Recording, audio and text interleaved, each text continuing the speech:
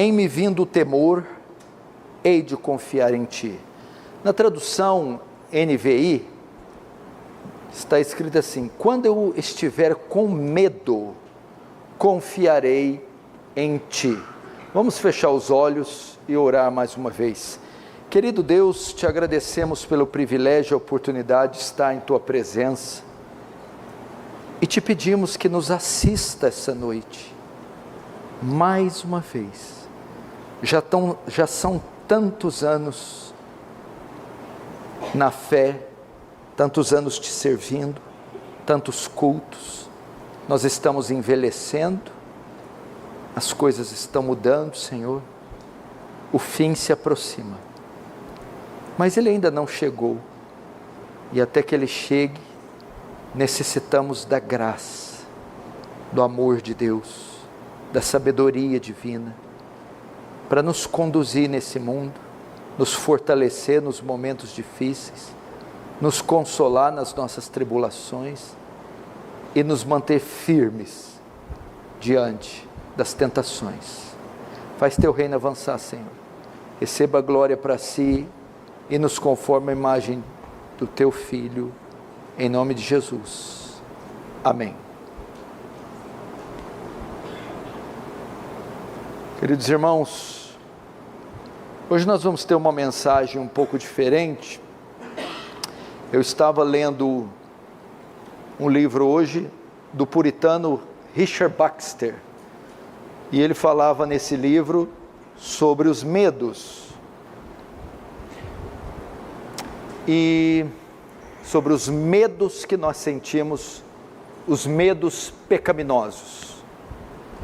E eu quis fazer um sermão sobre este tema, mas eu achei o livro, é um livreto, tão prático, tão objetivo, que eu decidi ler ele aqui para vocês em tom de pregação. Então minha mensagem vai falar como vencer e lidar com os medos. Eu vou usar esse livro do Richard Baxter, o que ele escreveu, para você entender como, à luz das Escrituras, porque há muitas referências bíblicas, a fartura de referência, Richard Baxter nos convencerá que existem certos medos que são pecaminosos e que nós não devemos ter. Só mais um pouquinho de retorno, João, e eu vou ler para você aqui, e você vai entendendo conforme eu vou ler a você. Primeiro, Richard Baxter faz uma introdução sobre o medo que Deus colocou em nosso coração, e que é um medo justo, um medo como forma de prevenção, ou um mecanismo de defesa. Ele diz: o medo é uma paixão necessária ao homem, plantada em nossa natureza para nos restringir em relação ao pecado, conduzir-nos ao dever e evitar a miséria. Tememos a Deus, os demônios, os homens, as criaturas inferiores, ou nós mesmos. Deus deve ser temido por ser Deus, pois Ele é grande e santo, justo e verdadeiro, pois é nosso Senhor e Rei e Juiz, e Pai, e o temor dele é o princípio da sabedoria. Os demônios devem ser temidos somente como subordinados a Deus, como executores de sua ira, e o mesmo deve acontecer em relação aos homens e animais, ao fogo e à água, e as outras criaturas temidas pelo homem, e não o contrário. Devemos então discernir e temer o perigo de forma a evitá-lo.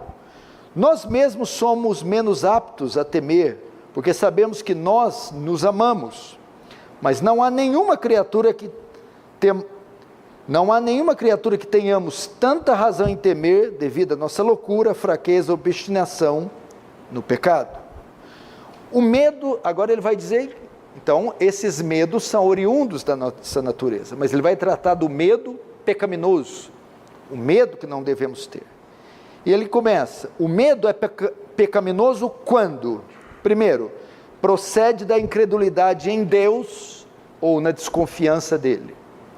Segundo, o medo é pecaminoso quando relaciona-se a criatura mais do que é devido, como no caso em que temos medo de demônios ou homens por serem grandes, maus, nossos inimigos, sem termos o devido respeito à sua dependência da vontade de Deus, quando tememos a criatura acorrentada como se ela fosse livre. Terceiro, o medo é pecaminoso quando tememos que Deus cometa um engano ou erro, ou temos medo de algo que esteja nele, que de fato não está nele, ou não é para ser temido, como na situação em que tememos que ele quebre sua promessa, condene os guardiões do pacto, que não perdoe o penitente, o penitente que odeia seu pecado, que despreze o contrito, que não ouça as orações da alma fiel e humilde, que fale com eles e os abandone. Quando tememos que todas as coisas não cooperam para o bem deles, que Deus abandone sua igreja, que Cristo não venha de novo, que nosso corpo não ressuscite, que não haja vida de glória para o justo, nem imortalidade de alma. Quando tememos assim, esses medos são pecaminosos. E por último, o medo é pecaminoso tão desmedido, quando ele é tão desmedido que nos distrai, ou nos dificulta a fé e oração, fazendo-nos melancólicos, ou quando impede o amor, o louvor, a gratidão e a alegria necessária, e nos faz tomar caminhos que não nos conduzem a Deus, levando-nos a usar meios para evitar o perigo, mas que não nos conduzem a Deus, mata nossa esperança e nos deixa prostrados em desespero. Agora Richard Baxter vai dar alguns conselhos para vencermos o medo. Primeiro, conselhos para vencer o medo do diabo. Segundo, conselhos para vencer o medo dos homens. E terceiro, conselhos para vencermos o medo do próprio Deus. Agora ele começa então com conselhos contra o medo do diabo. Você tem medo do diabo? Você tem medo de Satanás? Como é que é a sua relação com Satanás? Lembrando que ele mesmo diz, há um certo temor que devemos ter, que é aquele que nos protege, mas o pavor não.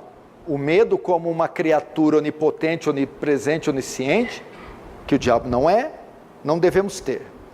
Então ele vai dar aqui alguns conselhos para quem tem medo. Tem muita gente que tem medo de aparições de demônios, de tentações de demônio, de visões de demônio, de opressões de demônio, ou da própria figura do diabo. E Baxter vai dar alguns conselhos. Primeiro, lembre-se de que o diabo está acorrentado e jaz de forma total sobre a vontade de Deus. Ele não podia tocar em Jó, em um boi, nem um jumento dele, até obter permissão divina. Jó, capítulo 1. Ele não pode aparecer para você, nem lhe ferir, a menos que Deus o deixe sair.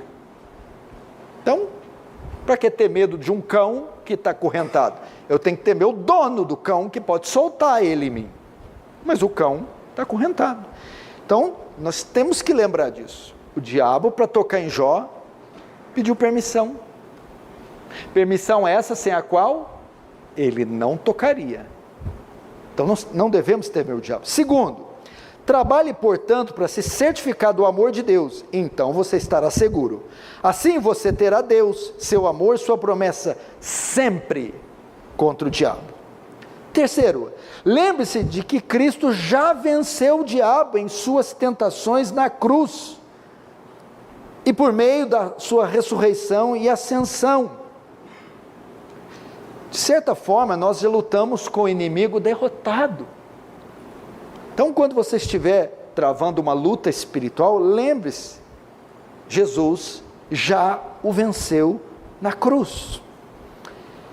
Assim foi possível que derrotasse aquele que tem poder da morte, isto é, o diabo, e libertasse aqueles que durante toda a vida estiveram escravizados pelo medo da morte. Hebreus capítulo 2, verso 14 e 15. O príncipe deste mundo já está derrotado e expulso por Cristo. Então, como você pode temer o inimigo vencido? Importante lembrar dessas coisas. A gente já sabe, mas às vezes nós esquecemos. Chegou a hora de ser expulso o príncipe desse mundo. Foi isso que Jesus falou? Apocalipse 12.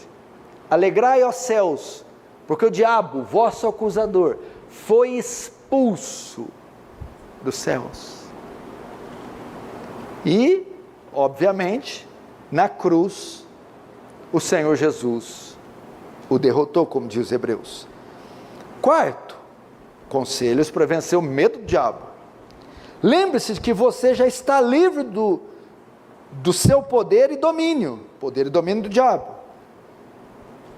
Se foi renovado pelo Espírito de Deus, portanto, deixe que o temam os que estão sob o seu poder, e não os homens livres e remidos. Deixa o ímpio temer o diabo. Nós não. Fomos resgatados do reino dele e trazidos para o reino de Deus. Deus o libertou no dia em que o converteu a ele, de uma calamidade muito maior do que a visão do diabo, que é a condenação, que é o inferno, e tendo sido salvo de sua maior maldade, que é a condenação. Nesse sentido, você não deve ter o menor temor. Ou seja, se você foi livre da coisa maior, condenação ao inferno, não tenha medo da menor, um demônio resistindo você. Quinto, lembre-se de que é uma injúria a Deus e a Cristo que o venceram, temer o diabo, enquanto Deus é seu protetor. Seria o mesmo que dizer: temo que o diabo seja muito difícil para Deus, ou que Deus não possa me livrar dele. Quando a gente tem medo do diabo, é assim que a gente está dizendo. Então você lembra que é uma falta de respeito com Deus, temer aquele que Deus derrotou. Isso na Idade Média foi chamado de maniqueísmo. Um herege maniqueu ensinava que Deus e o diabo estão na mesma categoria, travando uma luta de braços. Ora Deus ganha, ora o diabo ganha, e Deus suando por pouco ganha o diabo. Para Deus, o diabo e um micróbio ali no clube dos bagres são a mesma coisa. A insignificância do diabo perto de Deus é a mesma de um filhote de carrapato perdido aí nos campos de Buritizal. Não existe a menor dificuldade. O diabo é uma criatura, gente.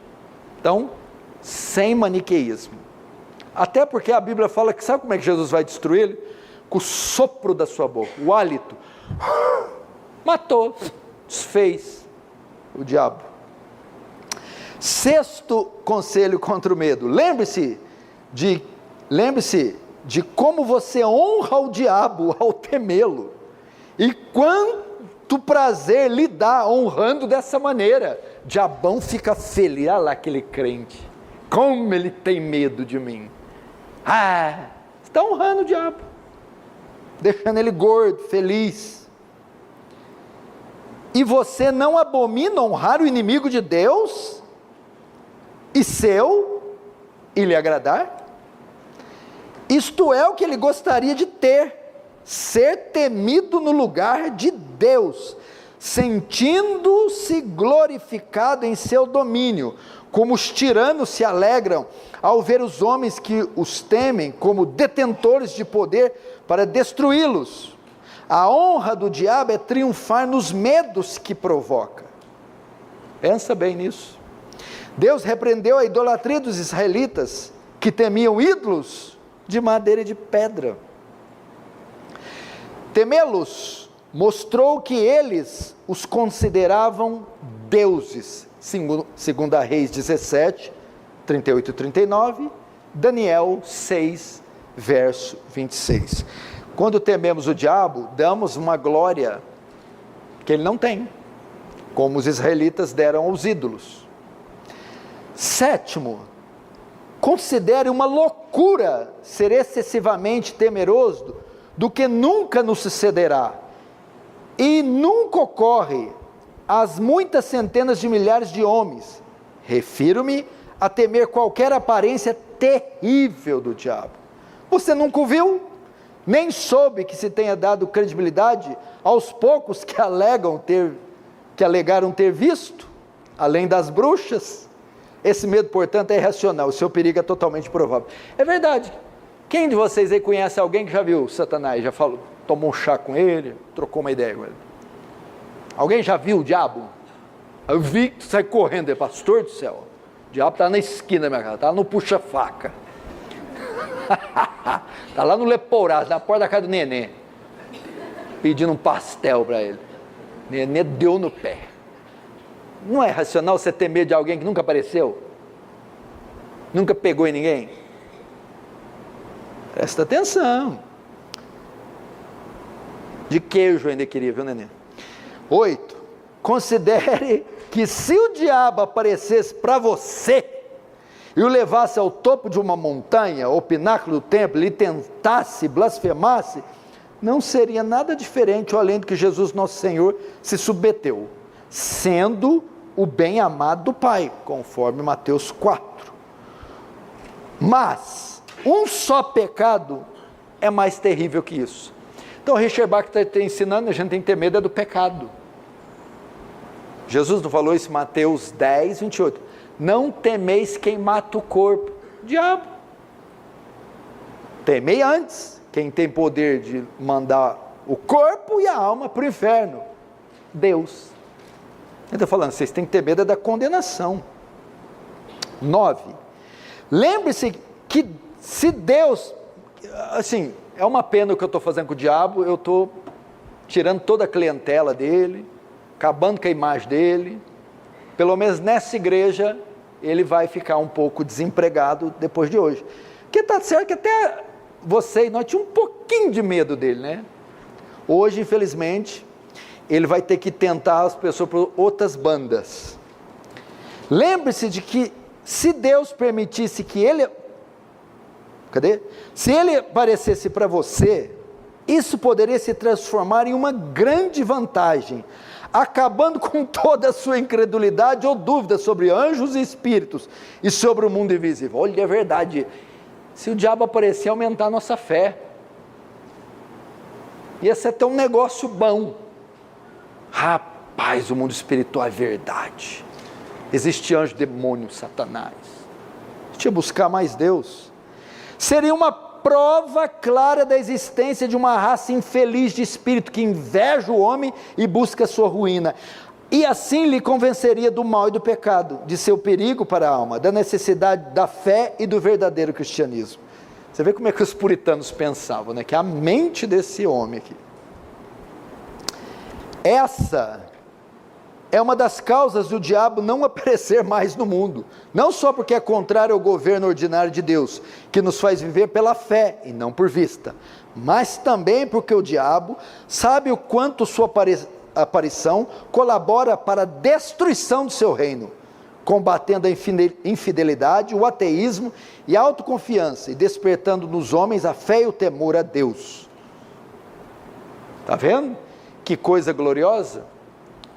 Então, Baxter aqui dá o 9º conselho. O caçador ou pescador não devem ser vistos pela presa, para não estragar seu jogo ou assustá-la. 10º, se você tiver medo apenas das tentações espirituais e assédio de Satanás, lembre-se de que você tem mais motivos para temer a si mesmo, pois ele pode apenas tentá-lo. E se você estiver disposto a aceitar e ceder a Cristo, não precisa temer Satanás ou si mesmo em excesso, pois é no nome e na força de Cristo e sob sua conduta e proteção que sua guerra começa e termina. E o Espírito que está em nós é maior e mais forte que o Espírito que está no mundo e que nos molesta. Lembre-se disso, está em 1 João 4,4. Maior é o que está em nós do que aquele que está no mundo, do que aquele que vem contra nós. Do que aquele que vem contra nós tem poder, o diabo, mas o que está em nós tem todo o poder. E o meu Pai que as deu para mim é maior que todos, ninguém as pode arrancar da minha mão. da mão de meu Pai. João 10, 29. Então, um texto para dizer, ninguém pode tirar das mãos de Deus, nem Satanás. E outro texto interessante, o Deus da paz, em breve esmagará Satanás debaixo dos pés de vocês. Romanos 16, 20. Se estivesse no poder dele, ele nos molestaria todos os dias, e nós nunca escaparemos, como temos feito até agora. Não é verdade, né? Se estivesse no poder do diabo, fosse esse diabão mesmo, ele nos pegaria toda hora. Quanto tempo você tem de convertido? Quantas vezes ele te pegou? Ele queria pegar toda hora. Uma outra vez. Então isso é um sinal que ele não tem poder em si mesmo, só apenas aquele que foi permitido. Esses são os 10 conselhos que Baxter dá, com muita profundidade, graça e inteligência, contra os medos do diabo. Agora ele vai dar conselhos contra os medos pecaminosos dos homens, e os sofrimentos causados por eles. Fala, não pastor, eu não tenho muito medo do diabo não, tenho medo dos homens. Os homens são ruins, tem medo das guerras, dos políticos, dos bandidos, das leis, dos generais, dos ditadores, do meu marido, das pessoas, do meu patrão. A gente tem medo, só que esse medo aqui já é um medo mais real. Mas ele vai mostrar de uma forma brilhante que nós não devemos ter o medo. Preste atenção. Primeiro conselho contra medos dos homens: coloque sua alma e esperança em Cristo e amontoe seu tesouro no céu. Não seja uma pessoa comum que vive na esperança da felicidade carnal. Então você estará muito acima do medo dos homens, por saber que seu tesouro está além do alcance deles, e a sua fundação e segurança, fortaleza, a salvo de assaltos. É o coração vil, hipócrita e mundano, que faz você temer os homens de modo exagerado.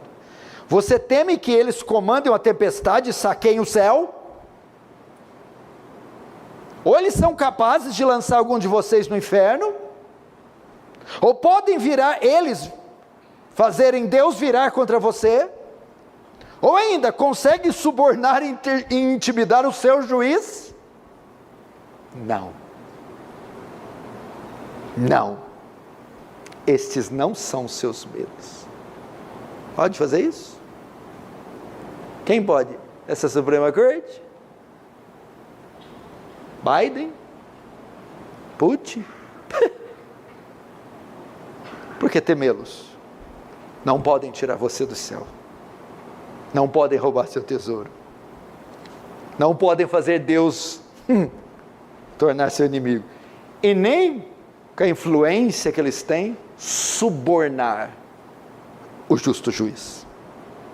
Não, você não está com medo de que eles impeçam que Deus atenda a uma das suas orações, nem que os muros de suas prisões mantenham Deus e seu Espírito afastado de você e o prive da comunhão com eles.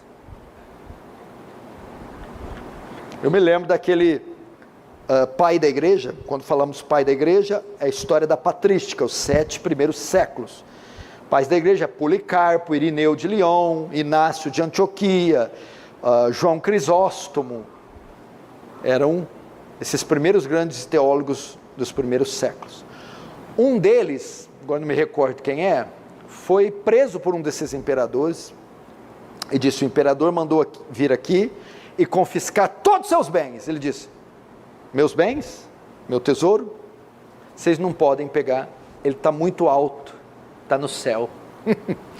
Esses guardas ficaram bravos e levaram ele diante do imperador e falou: eu vou te tirar daqui e vou te isolar para um lugar onde você não estará com ninguém. Eu estar sozinho? Não. Ele prometeu: nunca te deixarei, nem nunca te desampararei. O imperador ficou mais bravo: ah é? Vou te mandar matar guardas? Mate-o. Matar a mim? Faz 38 anos que eu morri para o mundo e o mundo para mim, e, agora, a vida que eu vivo agora, vivo na fé do Filho de Deus, que se entregou e morreu por mim. É mais ou menos o que o Baxter está falando. Como é que você pega um homem desse? Que mais? Baxter continua. Você não está com medo de que os homens lhe roubem um pouco de graça, ou de sua mentalidade celestial, ou esperança da vida futura.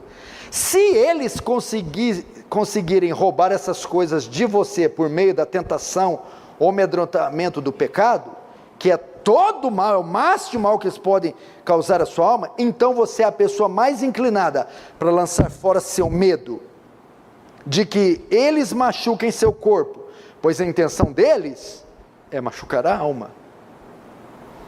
Mas não, seu temor é que lhe firam a carne. Aí ele diz aqui, você não pode ter medo disso, porque eles não vão conseguir mexer na sua alma. Mas aí ele fala, mas agora eu sei o que vocês têm medo. Seu temor é que eles lhe firam a carne, diminuam suas propriedades, privem-no da sua liberdade, ou de acomodações mundanas, ou de sua vida. Isso não lhe mostra o quanto seu coração ainda está nas coisas da terra? Na verdade, esse que é o nosso medo, né? E o quanto o mundanismo não mortificado e carnalidade ainda estão dentro de você?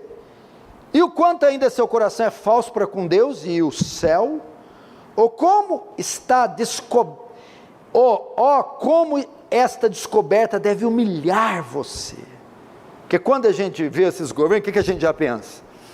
O governo, ou epidemia, vou perder minha casa. O emprego, aquele conforto. Porque esses governos, a alma não pode tocar, o céu não pode nos tirar, não pode colocar Deus contra nós. Mas nós temos medo do quê? Perder dinheiro, perder conforto, perder beleza. E isso Baxter diz que é mundanismo, que não deveríamos temer essas coisas estúpidas.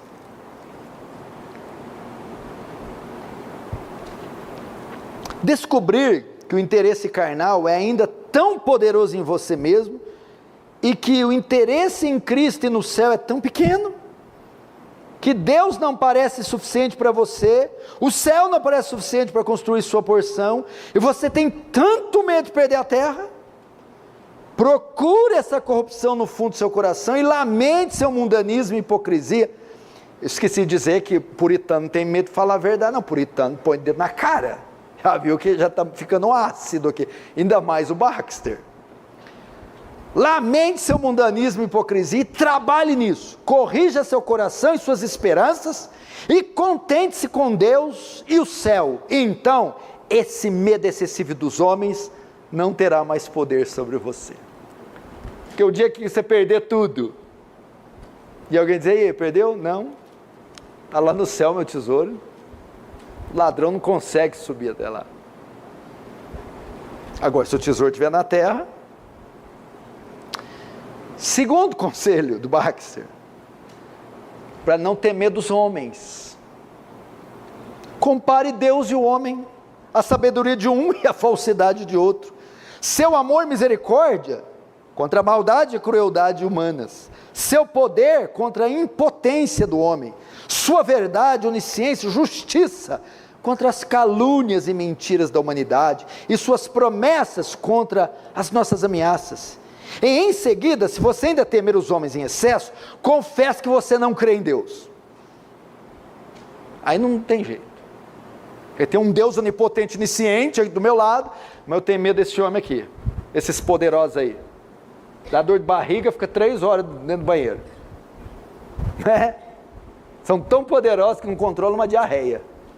Agora o Deus Todo-Poderoso, pense nisso, compara Deus com o homem. Nabucodonosor foi brincar, Deus, cresceu pelo, unha, pena no homem, começou a pastar igual um animal. Você não era o cara, Nabucão?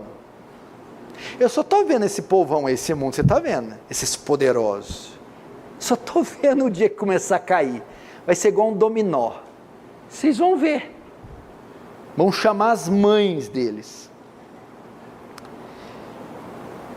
Confesse que você não crê em Deus. Se Deus não for sábio o suficiente, bom o suficiente e poderoso o suficiente para salvar você, Ele não é Deus. Acabe com esse ateísmo e pare de temer o homem, Baxter diz. 3. Lembre-se de algo. O que é o homem que você teme? Olha o que ele fala, que é o homem, esse que você teme. É uma bolha levantada pela providência, lançada sobre o mundo, para Deus honrar a si mesmo, ou com, ou por meio dele. É só isso como é. Olha que eu estava ali em cima, eu lembrei, meu filho Felipe tem aqueles brinquedinhos de bolha, aí eu lembro que a bolha às vezes depende do vento, vaga, vai, perdida, sem orientação nenhuma, e a primeira superfície que essa bolha toca, faz assim, ó. Some. Baxter está falando que o homem é essa bolha. E quando resolve fazer alguma coisa, faz por causa da providência, para honrar Ele. O homem é um mero produto da vontade do Criador, seu fôlego está no seu nariz, ele está acelerando a poeira, e nesse dia suas esperanças e pensamentos mundanos vão perecer com ele. Ele é um verme que Deus pode a qualquer momento lançar na terra ou no inferno. Rapaz, isso aqui é perigoso, esse livro eu já vou sair daqui inchado. Falar, rapaz, o homem é um sonho, uma sombra, uma folha seca, ou um pouco de palha que é soprada por algum tempo sobre o mundo. Ele não está inventando isso não, está em Jó 13, 25, Salmo 1, 5, 6, Salmo 68, 2, 73, 20. Ele é um sonho, uma sombra, uma folha seca, ou um pouco de palha que é soprado por algum tempo sobre o mundo. Ele está pronto no alto de seu orgulho e fúria, para depois cair na sepultura.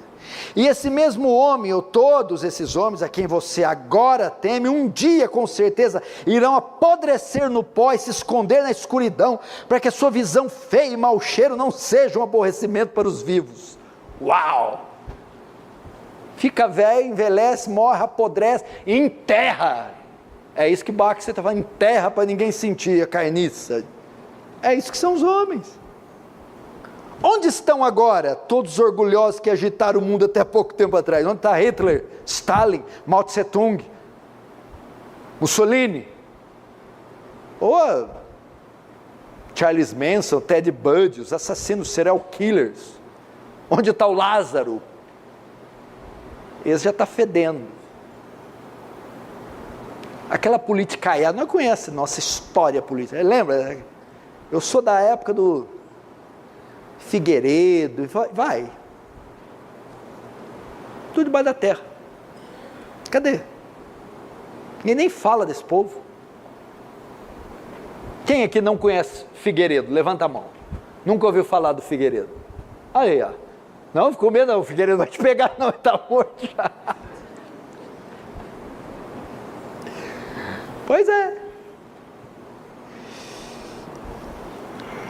Em uma época parecem grandes e se orgulham de seu poder, são rebeldes, usurpam autoridade, estão loucos para serem governantes do mundo, ou perseguem os pastores e o povo de Deus, e no período seguinte, são mais vis que a sujeira, seus cadáveres estão enterrados e os seus ossos dispersos, e faz o horror e a maravilha de espectadores. E essas são as criaturas que você temia acima de Deus ou contra Deus? Uau! Fantástico! Leia Isaías 51, 7 e 8. Ouçam-me, vocês que sabem o que é direito, vocês, povo que tem minha lei no coração, não temam a censura dos homens, nem fiquem aterrorizados com seus insultos, pois a traços comerá como uma roupa, o verme os devorará como a lã, mas minha retidão durará para sempre, a minha salvação de geração em geração. Uau! Aqui um versículo bom para você decorar, hein? Parem de confiar no homem cuja vida não passa de um sopro em suas narinas. Que valor ele tem? Diz Baxter. Isaías, que valor ele tem? Isaías 2:22 diz: não confie em príncipes, em meros mortais incapazes de salvar. Quando o espírito deles se sai, voltam ao pó. Naquele mesmo dia acabam-se os seus planos.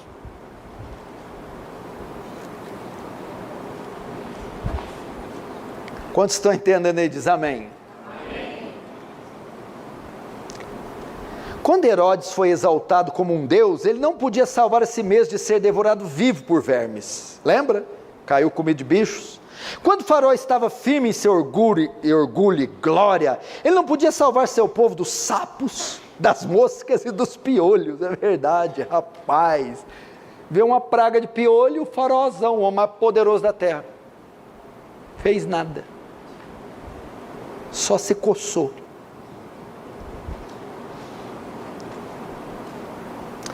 Disse Deus a Senaqueribe: a virgem cidade de Sião despreza e zomba de você. A cidade de Jerusalém meneia a cabeça enquanto você foge. De quem você zombou e contra quem blasfemou? Contra quem você ergueu a voz e contra quem levantou seu olhar arrogante? Contra o Santo de Israel. Isaías 37:22-23. Que verme é o homem para que você o tema. Baxter está esculachando aqui, meu irmão. 4. Lembre-se de que os homens,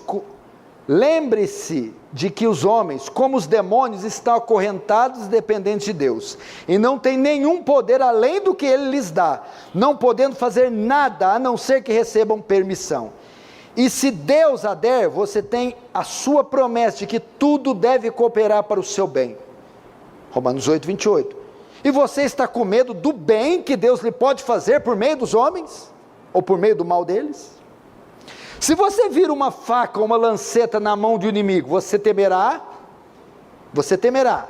Mas se você as vir nas mãos de um cirurgião ou de um pai, embora a sua natureza o faça ficar desconfortável, a razão irá proibi-lo de fazer da situação um grande problema, ou de começar a temer sem controle. E se Deus permitir que os irmãos de José o prendam e vendam para os amalequitas, e a esposa de seu patrão levá-lo a ser preso, será que não se pode confiar que tudo isso irá cooperar para o seu bem? Porque cooperou, você conhece a história de José, né? E se ele quiser permitir que Simei amaldiçoe Davi, ou o rei lance Daniel na cova dos leões, ou os 3 jovens na fornalha, você acredita que a vontade de seu pai é ser seu triturador?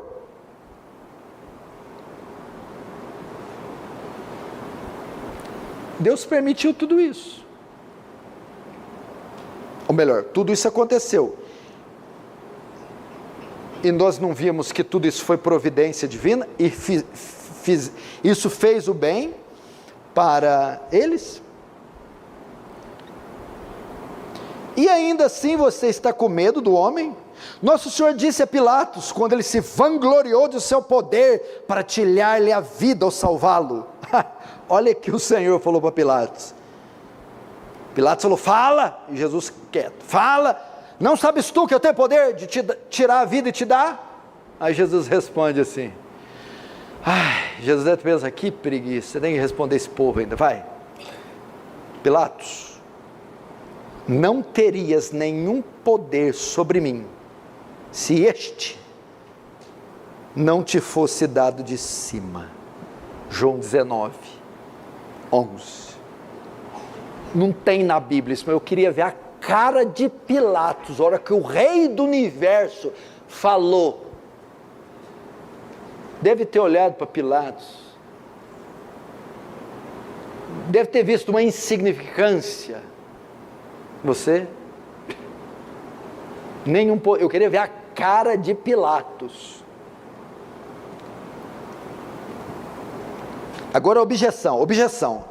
Nós temos medo deles apenas como instrumento de Deus.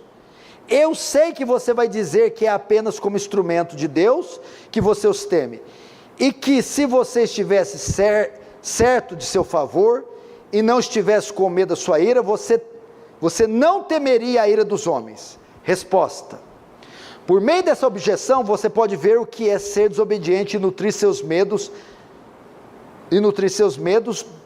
do desagrado de Deus, abalando a certeza do seu amor, e quanto isso deve ser a causa ou pretexto de tantos outros pecados. Mas se você teme de verdade os homens como instrumentos do desagrado de Deus, primeiro, por que então você não temia o seu desagrado antes, quando o perigo dos homens não estava aparecendo? Olha que interessante. Você sabe que Deus não carece de instrumentos para executar sua ira ou vontade? Por que você não teme o pecado que desagrada a Deus mais que os instrumentos, quando eles não podem fazer nenhum dano, se não fosse o pecado? 3. Por que não temê-los mais como tentadores do que como causadores de aflição? Uau! A gente teme mais o mal que eles causam a gente, mas não o mal que eles levam a gente a praticar, que é o pecado. 4. Por que você não teme mais o inferno, qualquer coisa que o homem possa fazer contra você, quando Deus considera o inferno mais ameaçador que as penalidades humanas? 5. Por que você não se aplica a Deus principalmente para a libertação, mas estuda a forma de pacificar o homem? Por que você, com mais cuidado, diligência e conformidade, se aplica aos que temem, se você tem mais medo de Deus do que deles? Arrependa-se, faça as pazes com Deus por intermédio de Cristo, em seguida fique quieto. Se é Deus que você teme, seu caso então não é o primeiro como criatura, mas com Deus. 6. E se você os teme apenas como instrumento de Deus, por que seu medo não leva a voar com mais cautela para longe da culpa, mas faz com que você ouse esticar os limites de sua consciência e ouse aventurar a conhecer o desagrado de Deus e escapar do desagrado dos homens? Irmãos, os puritanos, uma das características deles é a profundidade como eles lidavam com o problema humano, com a vida prática do cristão. E você vê aqui como é como se o Richard Baxter nos cercasse de todos os lados e nos asfixiasse, dizendo: não há razão para você ter medo. Agora eu vou para a última, ela é mais rápida, fique em paz. Você está com medo de eu demorar não, né? Último, conselhos contra o temor pecaminoso de Deus. Tem gente que tem medo de Deus? Tem, mas não é medo dele fazer o mal, às vezes é medo dele deixar de fazer o bem. Vamos lá e a gente termina. Conselhos então contra o medo de Deus. Primeiro, conhecer Deus em sua bondade, misericórdia e verdade acaba com os medos pecaminosos em relação a Ele, porque procedem da ignorância ou da descrença do caráter bondoso dEle. Salmo 9:10, os que conhecem o teu nome, confiam em ti. Segundo, conhecer Deus em Jesus Cristo, o mediador, e se dirigir a Deus por meio de Cristo, é um conselho contra o medo de Deus. Então devemos ter livre acesso a Deus com confiança, temos plena confiança para entrar no Santo dos Santos, pelo sangue de Jesus, para o novo e vivo caminho, que Ele nos abriu por meio do véu, isto é o seu corpo. Temos pois um grande sacerdote sobre a casa de Deus, sendo assim, aproximemo-nos de Deus com um coração sincero e com plena confiança de fé. Uau, não tem jeito de ter medo de Deus, por causa do que Cristo fez. A visão de Cristo pela fé deve banir o medo exagerado, conforme Mateus 14:24, coragem, sou eu, não tenham medo. 3, terceiro conselho para vencer o medo contra Deus: entenda a intenção do Evangelho e a gratuidade do pacto da graça, então você encontrará encorajamento copioso contra a questão dos medos desordenados. 4, aplique-se tanto quanto possível amor e louvor. 1 João 4,18. No amor não há medo, pelo contrário, o perfeito amor lança fora todo medo. Quinto, lembre-se das misericórdias particulares de Deus para com você, pois elas irão lhe persuadir que Ele vai usar de gentileza quando você perceber que Ele já tem agido assim. Como Manoá disse: sem dúvida vamos morrer, pois vimos a Deus. Mas a sua mulher respondeu: se o Senhor tivesse a intenção de nos matar, não teria aceitado o holocausto e oferta de cereal das nossas mãos, nem nos teria mostrado todas essas coisas. Uau! Sexto, trabalhe para tornar cada vez mais claro quem você é em relação às promessas, e seu especial interesse em Cristo. Caso contrário, as dúvidas em relação a isso irão alimentar e justificar seus medos. Sétimo, considere que terrível ofensa é para Deus você pensar a respeito dele o mesmo que pensa em relação ao diabo, como um inimigo de almas dispostas e humildes, um destruidor delas e um adversário dos que o buscam com diligência, amados e recompensados por ele. Isso significa pensar em Deus como mal e temê-lo por causa desses mal entendidos. Cuidado, que ao temê-lo vamos confundir com o diabo. Oitavo, observe a pecaminosidade do seu medo em seus efeitos. Como ele o distancia de Deus, impede sua fé, seu amor, sua gratidão, e o desanima de orar, e dos sacramentos, de todo o dever, no caso aqui batismo e ceia. Portanto, tudo isso deve ser agradável ao diabo e desagradável a Deus, e para tal não há justificativas. 10. Considere como você induziu outros ao erro e os impediu de encontrar morada em Deus. Quando o virem atemorizado no caminho da fé, eles voltarão para longe, como alguns inimigos ou ladrões estivessem no caminho. Se você pisar com medo, outros terão medo de que exista areia movediça. Se você tremer quando entrar no navio com Cristo, os outros vão pensar que ele é um piloto digno, que ele não é um piloto digno de confiança. Uau! Ou que o navio tem vazamentos, seu medo os desencorajar. Verdade. Verdade, rapaz, que a gente tem uns crentes tão covardão, medroso, tão molenga, que os outros ficam: vixe, esse deusinho deles deve ser muito pequeno. Eles são desencorajados. 11. Lembre-se de quão irremediavelmente desconsolado você deixa a si mesmo, enquanto o teme de modo desordenado. O único que deve consolá-lo contra todos os outros medos. Se você tem medo do seu remédio, o que irá curar você do medo e da doença? Uau! Tem medo de Deus, que é seu remédio, o que vai te curar? Se você tem medo de sua carne, o que irá curar seu medo da fome? Se você tem medo daquele que é totalmente bom e fiel, o amigo de todas as almas, o que o pode libertar do medo dos ímpios, dos inimigos, das almas santas? Se você tem medo do Pai, como será consolado dos seus inimigos? Você joga fora toda a paz quando faz de Deus o seu terror. E último princípio: no entanto, tome cuidado, para que, sob esse pretexto, você não abandone o necessário temor a Deus. Você tem que temer, mesmo que seja próprio aos homens em sua condição afastar seus pecados e buscar segurança em Cristo, como a verdade seus medos exigem, pois a presunção sem sentido e o desprezo a Deus são pecados mais perigosos. Deixa eu ver se tem uma última coisa aqui.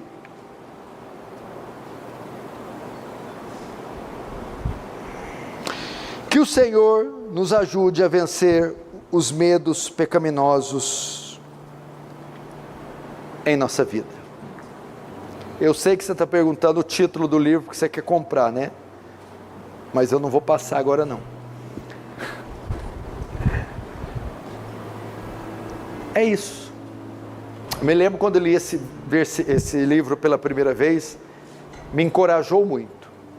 Porque nós somos cheios de medos e cheios de temores. E eu espero que à luz esses textos de Richard Baxter, você reflita em todos os textos, em todos os argumentos que ele citou, e dissipe esses medos do seu coração. Se Deus é por nós, quem será contra nós? Esse se não carrega o princípio de talvez. Se, quem sabe, esse se é assim. Uma vez que Deus é por nós, quem será contra nós? Vamos fechar os olhos e orar.